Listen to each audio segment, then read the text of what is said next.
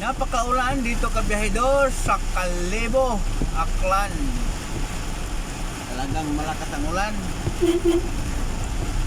Wow, baha-baha na. So ito ngayon, ang sitwasyon ngayon dito umaga dito sa Kalibo, Aklan mga kabiyahedor. Umahataw ang ulan.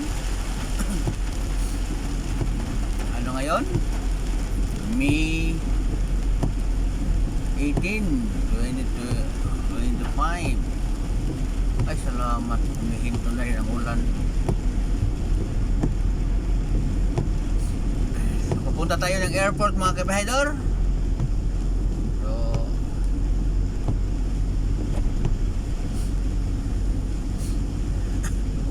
bumalik na ang ulan. So mayroon tayong isang kliyente sa airport, no? Itong kliyente na ito, kabahedor, araw lang talaga mag-open, walang gabi. Ito lang ang 7-Eleven store na hindi 24 hours. Ano lang ito? Di lang mag-open talaga ang store dahil sa walang international flight mga kabahedor.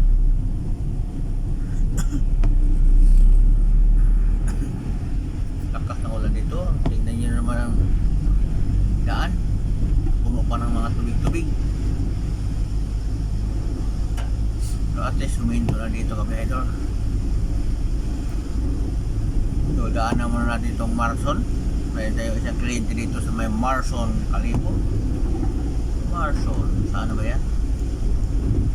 Yara. Ay salamat. Walang nakapark mga kabahedor. Walang nakapark. Okay. Busy. Whoop.